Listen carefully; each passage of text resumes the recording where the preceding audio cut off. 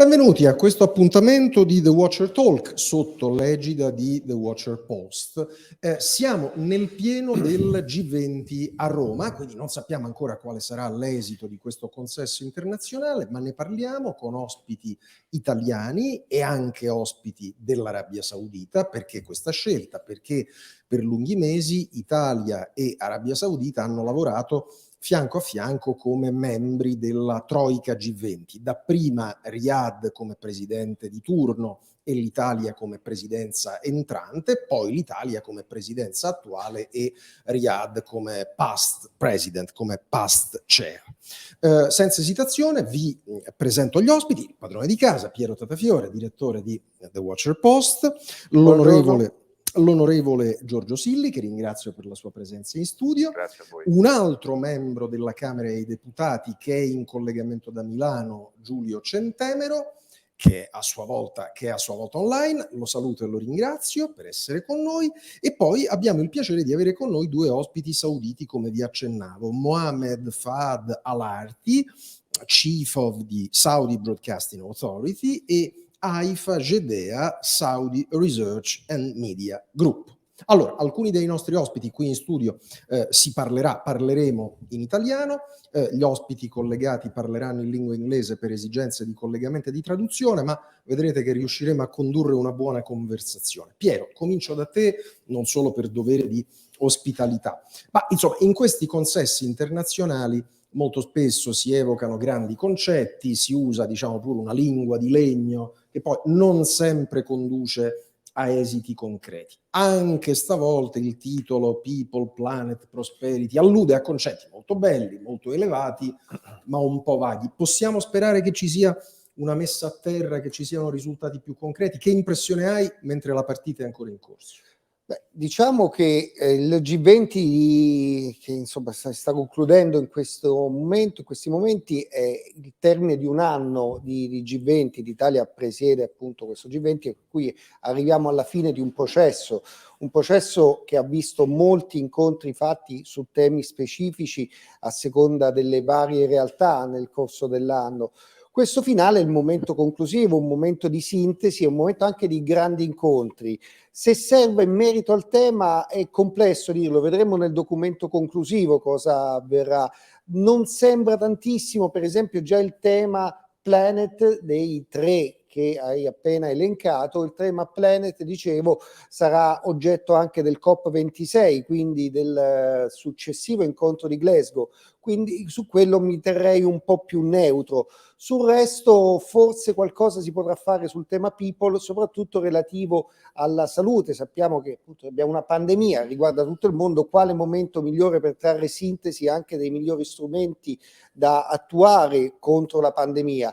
Di certo questo G20 registra qualche assenza, sappiamo almeno fisica. Poi saranno collegati, però per esempio c'è il presidente russo Putin che non sarà presente, come è noto, così come Xi Jinping, cioè quello cinese, e poi non ci sarà, mi sembra, anche il presidente messicano non sarà presente. Quindi ci sono una serie di defaillance che forse indicano qualche problema di settaggio del vertice. Comunque vedremo, abbiamo visto che sono stati molti bilaterali, anche utili, incontri con il Papa. Alla fine, al di là del singolo argomento, questi incontri sono importanti anche per i vari bilaterali e quindi smussare alcune asperità che possono esserci. Sicuramente il portato politico è molto importante. Onorevole Silli, stessa domanda anche a lei. Tatafiore evocava anche l'appuntamento prossimo in Gran Bretagna, in Scozia, a Glasgow, anche in quel caso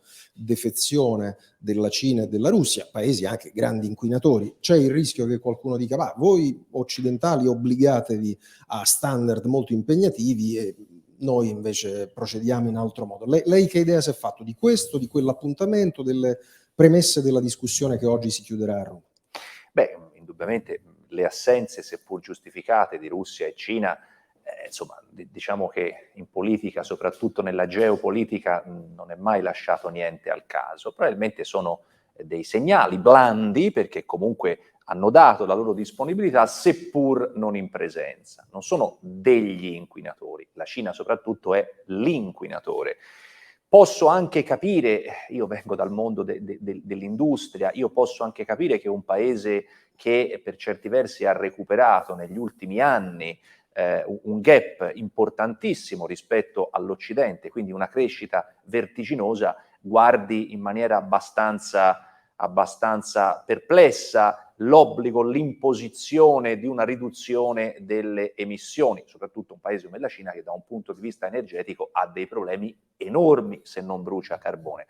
Detto questo, il G20 sì, si ammanta della parola green in questa occasione, ma sostanzialmente non dobbiamo perdere di vista quello che il G20 rappresenta. Il G20 ha, un po' come tutte le organizzazioni internazionali istituzionalizzate o meno, il G20 mette allo stesso tavolo e in collegamento e in connessione dei paesi che hanno storie diverse, religioni diverse, formazioni diverse, anche paesi che fino a pochi anni fa si guardavano in cagnesco, diciamo. Quindi io dico bene, perché questa è la via giusta per arrivare ad un equilibrio mondiale senza che nessuno di noi rinunci a delle cose fondamentali come la propria formazione, la propria religione e la propria cultura. Grazie di cuore onorevole Silli.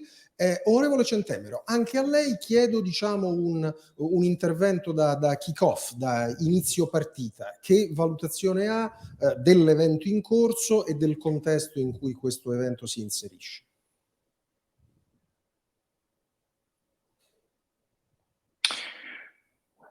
Well, I think this event is quite significant on the war scenario under a global point of view. Many issues have to be discussed, and it's the first event, the first global event after the pandemic or during the recovery of the pandemic. So it is time to gather and to decide on some issues that were fostered also because of the pandemic. And I think of the many wars that occurred during this period, and especially there are some other aspects to be defined. As a matter of fact, especially developing countries, other than having difficulties in reaching out with supplies of vaccines and so on to fight COVID-19, other than that, the point is that those countries, they had to use their entire budgets or most of the budgets to cover medical expenses, and maybe they are sacrificing some important part of their development.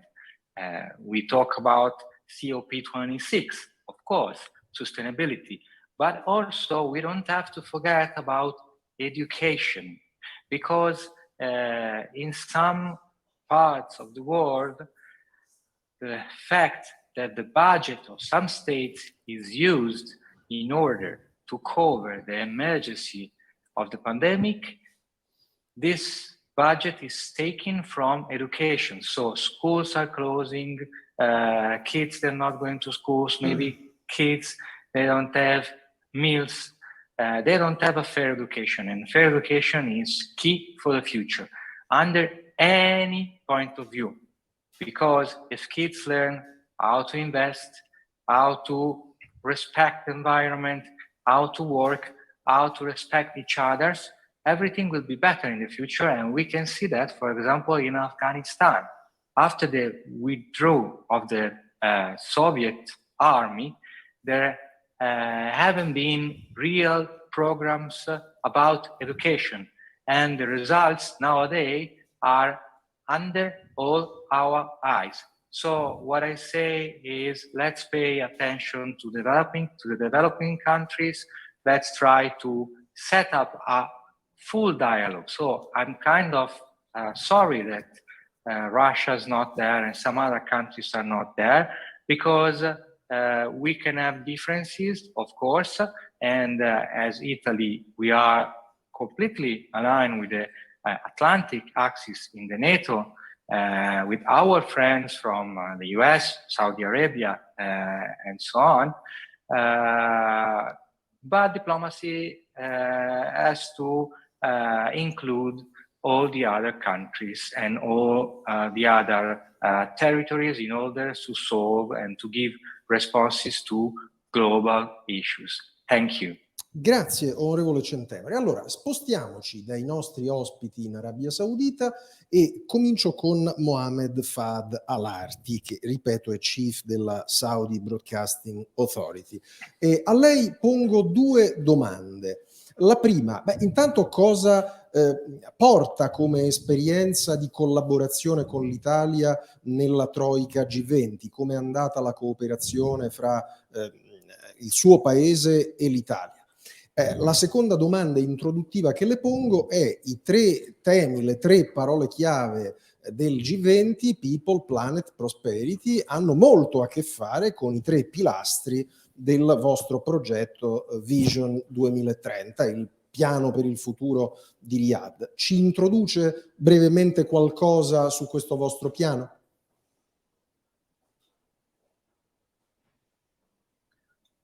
First of all, I'd like to thank all of you for participation in this discussion. I think Saudi Arabia now, as a member of the Troika of the G20, plays a role with Italy and Indonesia in effort to achieve inclusive, sustainable, and balanced economic growth. I think that the global, as a global, we had through a difficult and hard time that unprecedented in the history. And it showed how the world should work in harmony and work in cooperation between countries to achieve stability and prosperity for everyone. So the issue with, at the time of the presidency of Saudi Arabia for the G20, the kingdom actually learned from the previous discussion with the member state during the previous presidency. And now the country can provide some kind of lesson, even to work with Italy presidency in terms of achieving and completing the agenda that already started the previous year, and now they continue to accomplish these files and this mission. You know, during the presidency of the G20, it was even it was virtual in Saudi Arabia due to the pandemic, but the Saudi leading role played in terms of confronting the impact and the effects of the pandemic, and the work globally in different fronts, financially, and I think that was a very critical time, especially for the poor countries, and they suspend the debt service for the poor countries, and this is gave like 22 countries space to use the financial and health and services to confront the pandemic. And in the other way, for the impact of the pandemic, I think one of the results, and the Saudi presidency maybe played a good role with the cooperation with different countries in terms of working in the digital economy, I would say, because in that term, the globe came in that direction, either in health, in services, in education. And if we take the example of Saudi Arabia, for example, the Ministry of the Health, they use the e-health services, and they issued different applications, different apps, which helped the Saudi government to counter the pandemic, such as Tawakkalna and other apps. And these apps played a role because it gives information and data for the government to know exactly who's and who, and we know exactly who has the vaccine and who has not. And by this way, we use the technology in terms to counter this pandemic. And this is example for other many services that happened in that term. You know, we're working in the Saudi Vision 2030, and this is a huge and ambitious plan which work exactly maybe in harmony with the prosperity and planet and people. One of the things that now Saudi, they just announced the Crown Prince Prince Mohammed announced the Green Saudi Arabia and the Green Middle East initiative. And these two initiatives is huge initiative targeting to reduce the carbon emission and to keep the environment. And I think this is would give a good impact. It was a big summit here last week in Saudi Arabia, attended by the different leaders and most prominent people in the world to discuss this initiative. And I think that's the direction now the Saudi and the region now, because the target for 1 trillion trees to plant it in Saudi Arabia, and it's very ambitious plan. But I think in that term, we are so optimistic about the future. We are so optimistic about this summit in Italy because now we see a result of coming back and people getting out of the pandemic effects and the growth of the economy, the GDP's indication. All of these positive signs give optimistic picture about the future. Grazie davvero. E avete sentito nella parte conclusiva della risposta di Mohammed, Fahad, Alharty anche un accenno alle questioni ambientali, e da queste vorrei ripartire con l'altra nostra ospite, Haifa Al-Jaeda, a sua volta in collegamento, alla quale proprio chiederei di concentrarsi sull'aspetto planet.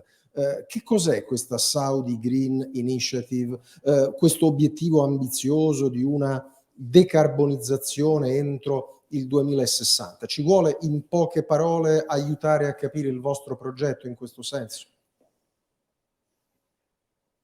Yes, thank you so much, and thank you for having us here today. The initiatives the Saudi Green Initiative as well as the Middle East Green Initiatives are very important initiatives that illustrate the kingdom's commitment to the environment as well as the new energy approach. It also illustrates how important this topic is for the Middle East. While the world is meeting at COP26 as well and meeting today at the G20, it's important to show that I think it's showing that the region is a part of the discussion. The Middle East needs to be in the center of the efforts on climate change, energy, new energy, alternative discussions, as well as the importance of the people in the region and what that means to the people of the region. One of the main things that came out of the Middle East Green Initiative was the announcement of the $10.4 billion plan or investment fund for clean energy projects in the region, which is going to be one of the first initiatives that has come out of the initiative, as well as other key elements such as a nonprofit center to study climate change that provides policy recommendations, in addition to a environment warning system for the Middle East, etc., etc. So it really brought the discussion to the region and is amplifying the region's ability to respond to the global discussions that are happening in the world today.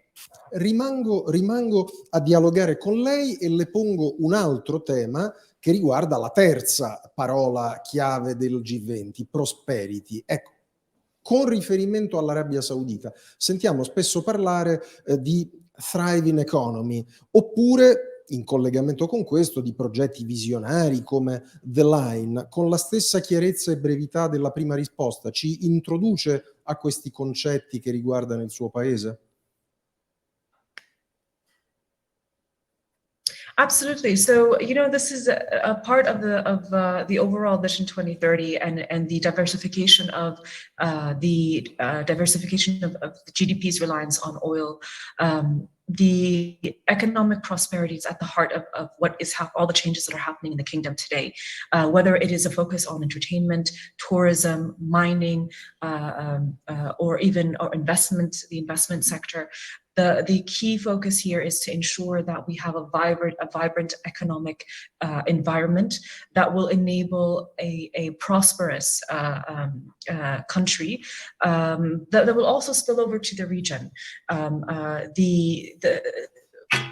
The projects such as NEOM, what we call here as the giga projects. So you have NEOM, the Red Sea, Amala, et cetera, et cetera. These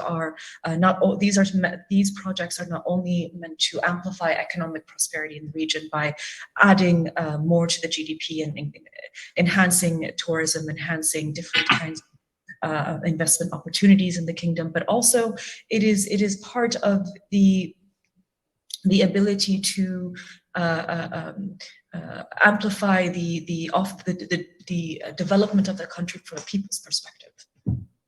La ringrazio moltissimo. Tornerei, prima di rientrare, diciamo, con gli ospiti italiani per il giro conclusivo e delle valutazioni conclusive, tornerei per una domanda delicata ma importante da Mohammed Fahad Alharty.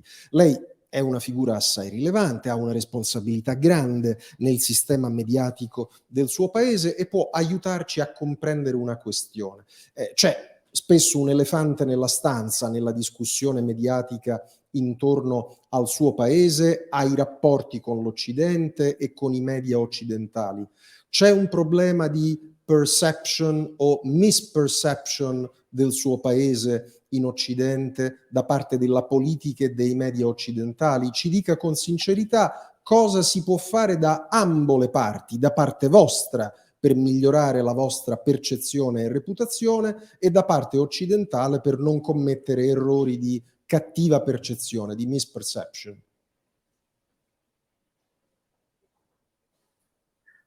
I agree with you. I mean, there is a misperception, and this is usually media.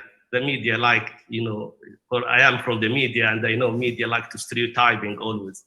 And that's kind of stereotyping. Sometimes it's not fair. It gives unfair picture or something far from the reality.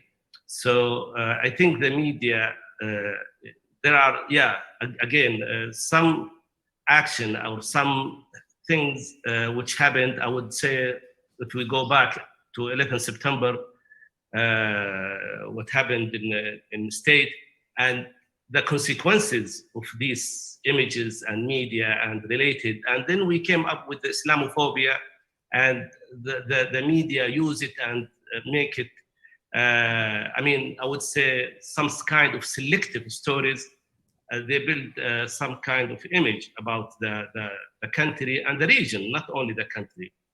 And there are some problem of the misperception. And again, I wouldn't say that applies to the whole media. I would say some media, they miss the point, and sometimes they simplify the picture by taking the cliche, I would say, and repeat it as it is before, without going deep to find out what's the reality there. I believe that the good and the only way for us to sort this problem is dialogue. And the dialogue and to be open. I mean, now in Saudi Arabia, the country starting to ease the procedure to get the visa. Even for many countries, you don't need visa now to get to Saudi. They open the country because this is the direction where we are heading. And even tourism now, the strategy of the government and the 2030 vision focus on tourism as a sector and encouraging this sector. So what I'm trying to say that by opening and encouraging the dialogue between the universities, between the media people, to create this kind of discussion, I think this will make the picture clearer, and it will reflect the reality, because we have so many common, we have so many good things common between us. And the only way to go ahead and to look for the future is to work together in harmony for the interest of the whole globe. So yes, I think this is an effort needs to be done from our side as a media people, and from even from the West media to the Western journalists and Western media to work in and trying to create this kind of discussion. One of the examples now, our discussion today in this session, this is create common understanding for both of us, and I think we need a lot of this to make the future much better. Grazie. Su questo tema e su quello che ritiene il padrone di casa Piero Tatafiore. Sono d'accordo con Fahad Alharty quando dice che tematiche come il turismo possono aiutare su questo, nel senso che aprire al turismo e consentire alla gente di andare a vedere, leggere in modo diverso un paese aiuta sicuramente, come aiuta sempre andare in loco a rendersi conto di cosa si tratta, di cosa si parla. Poi bisogna sempre considerare anche la cultura locale, in base a quello valutare. Anche l'Italia ha avuto problemi di misperception, come dicevi tu Daniele prima, ce l'ha avuta tante volte, e adesso grazie anche a una leadership molto forte e autorevole di Mario Draghi sta uscendo fuori da questo, avendo una percezione completamente diversa, lo vediamo anche sulla stampa internazionale. È ovvio che poi spesso la sintesi dell'uomo politico, del leader, aiuta molto. Si parla di Draghi come nuovo Merkel, cioè nuovo simbolo dell'Europa, della politica forte dell'Europa, e su questo certamente c'è un forte aiuto nei confronti dell'Italia. Devo dire però, anche citando un altro caso, che tempo fa, quando nel 2014 era diventato Presidente del Consiglio Matteo Renzi, anche lì c'era una percezione diversa dell'Italia, di un'Italia nuova che si rinnovava, essendo lui uno molto dinamico, che diciamo soprattutto nella prima fase appariva come un riformatore determinato e giovane. Quindi da una parte leader, dall'altra parte un'apertura che consenta di vedere materialmente cosa sta accadendo e quali sono i cambiamenti in atto. Prima si citavano appunto tutte le iniziative green che l'Arabia Saudita sta mettendo in campo, ci sono anche le iniziative ovviamente della Smart City, e quelle del turismo possono sicuramente aiutare a cambiare percezioni non propriamente positive. Detto questo, ma io ci tengo a dire una cosa: ogni paese poi va visto nell'ambito delle proprie tradizioni, non bisogna dimenticare quelle che sono tradizioni millenarie che non puoi cambiare così, con un semplice schiocco di dita, ma c'è un processo lungo anche di introiezione all'interno degli stessi cittadini che va valutato. Onorevole Centemero, naturalmente anche lei si esprima sul tema che ritiene, mi permetto di darle due sollecitazioni. Una è esattamente su questo tema. Lei è un fiero sostenitore dei valori occidentali e atlantici. Si può essere contemporaneamente orgogliosi di questi valori, di alcuni principi di libertà, e al tempo stesso favorire un dialogo. Durante la presidenza Trump gli accordi di Abramo furono qualcosa di molto significativo, scegliendo Riyadh e Gerusalemme come interlocutori per un nuovo assetto in Medio Oriente. L'altra questione che le pongo, anche come parlamentare italiano, è quella dei temi ambientali. C'è il rischio che l'Occidente si obblighi a standard eccessivamente ambiziosi e che questo colpisca il nostro sistema industriale e poi i ceti medi occidentali?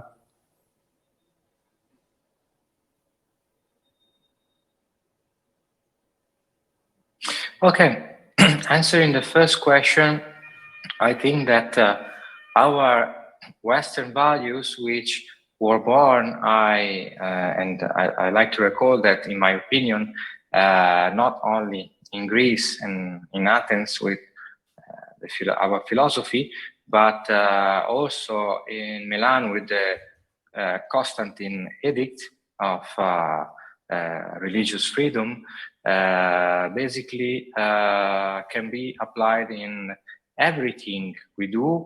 And I believe that the Abrams agreements were very important. Trump was a figure that was perceived mistakenly often by the media or in some extent, it was even his marketing searching for this kind of perception, which I can understand, because sometimes to be heard, if you don't have the mainstream on your side, you have to raise your voice in order to say what you need to say. So these kind of agreements were very important. Why? Especially because of the principle that we cannot pretend not to see issues or not to see that some countries simply exist.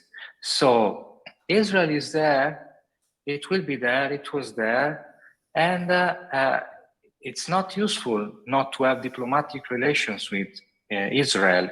And the same can be said for other countries. This is a very difficult period with Turkey, for example.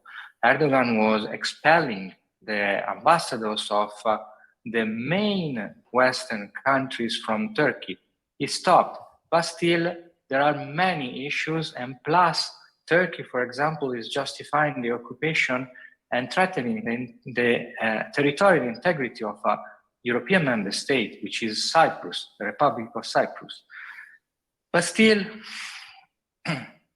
with the due manners, but still we need to keep open a diplomatic dialogue with Turkey. So yes, we can affirm and highlight the Western values, which are the values of respect, for example, of mutual dialogue, and this is the base with which we are talking with the US, we are talking with the United Kingdom, we're staying in the NATO, and we are talking with our friends like the KSA and other countries in the area. And these are the values that are in contrast with, for example, some values valued and highlighted by the People's Republic of China, the PRC. And of course, there are issues with that.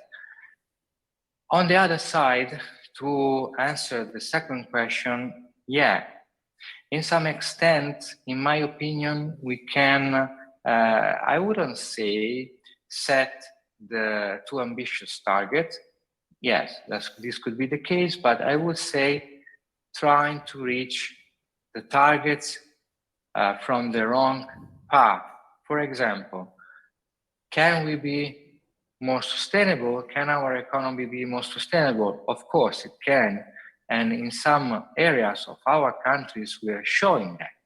For example, through the garbage waste, through the recycling, and so forth. But I give you an example. In many cases, some governments, some officials think that through taxation, for example, through Pigouvian taxation, putting taxes on polluting goods would lead to use non-polluting goods.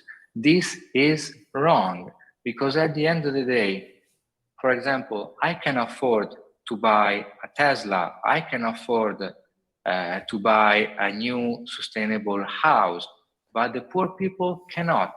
And they will not buy a new car if we tax the cars they're using. They will simply stop using their cars and having a lower quality of life, or renouncing to other goods, for example, food.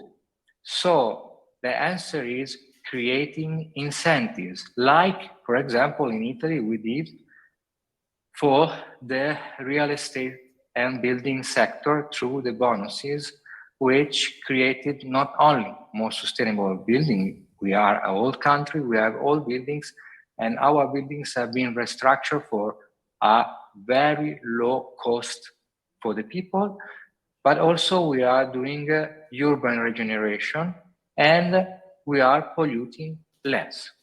So these are my answers. Thank you, Mr. Capezzone. Grazie davvero, onorevole Centemero, per aver ricordato come il mercato possa aiutare a conseguire obiettivi anche liberali e desiderabili complessivamente per gli esseri umani, non solo per gli operatori economici. E proprio con questo vengo all'onorevole Silli, che ha la responsabilità dell'ultima parola, della parola conclusiva.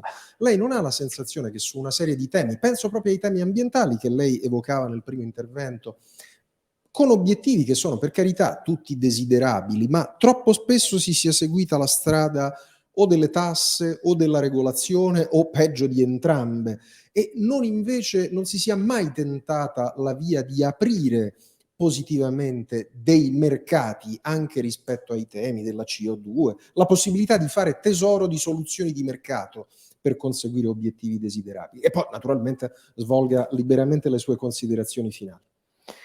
Beh, io sono un inguaribile liberista. Io credo che, con le dovute attenzioni ovviamente, ma credo che nel bene e nel male il mercato tenda sostanzialmente a, come dire, autoregolarsi per certi versi. Diventa molto molto difficile creare un'idea, creare una sorta di humus per migliorare il mondo in proiezione futura da un punto di vista green, facendo leva solamente sulla tassazione, quindi andando, come dire, a colpire in maniera quasi negativa chi contravviene alle disposizioni. Dice bene lei, Capezzone, noi dobbiamo assolutamente, e non a livello di singoli paesi, ma a livello mondiale, creare la possibilità, l'opportunità per tutti coloro che hanno intenzione di investire nel green, di creare un orizzonte sempre più verde. Noi dobbiamo creare l'opportunità che questo porti, come dire, dei vantaggi a chi investe. Vantaggio non significa solamente un qualcosa da un punto di vista economico, significa una vita migliore, significa un orizzonte migliore, significa una maggiore fiducia nel futuro. Del resto la fiducia, e io mi riallaccio a quello che dicevo poc'anzi sul mercato, la fiducia è un elemento fondamentale di qualsiasi mercato del mondo. Noi dobbiamo far passare l'equazione, declinando questa equazione nei diversi linguaggi di tutti i paesi che fanno parte del G20 e non solo, perché io italiano posso avere una cultura e quindi una visione del green in un certo modo, l'americano del Midwest la può avere in un altro. Quindi noi dobbiamo far passare l'equazione che più verde o comunque sia la sostenibilità equivale ad una fiducia nel futuro e a benessere economico e non, e dobbiamo essere bravi non ad imporre questa equazione, ma a tradurla e a declinarla nella lingua e nella cultura di tutti gli appartenenti al G20, perché concludo riallacciandomi a quanto ho detto all'inizio, G20 e organizzazioni internazionali istituzionalizzate o meno non significano solamente un tavolo dove fare due chiacchiere, significano trovare un equilibrio a livello mondiale senza rinunciare, che Dio non voglia, alla propria identità, alla propria cultura, alla propria religione e alla propria formazione. Sta tutto lì il discorso. Dobbiamo essere complementari tra di noi a livello di tavoli internazionali e non certo livellarsi ed appiattirsi su un qualcosa che molti immaginano come dire, piatto in un futuro. Grazie, non si poteva dir meglio e non si poteva concludere meglio questo appuntamento. Siamo stati anche puntuali rispetto ai tempi che ci eravamo dati. Io ringrazio in modo speciale il padrone di casa, Piero Tatafiore, The Watcher Post, l'onorevole Giorgio Silli, che ha appena finito di parlare, l'onorevole Giulio Centemero, che lo ha preceduto nell'intervento, e ringrazio in modo ancora maggiore per la loro disponibilità al collegamento e per le cose che ci hanno detto, Mohammed, Fahad, Alharty, Chief Saudi Broadcasting Authority, e Haifa, Al-Jaeda, Saudi Research and Media Group. Allora, poi nella giornata di oggi si concluderà il G20, vedremo il documento conclusivo e naturalmente non ci mancherà modo di commentare e di tenere i fari accesi su tutti questi temi. Consentitemi di ringraziare chi ci ha seguito e in modo speciale la squadra degli Utopia Studios, che ha fatto un lavoro incredibile, una trasmissione con collegamenti, traduzioni, eccetera, tutto ha funzionato in modo impeccabile. Grazie anche per questo, a presto.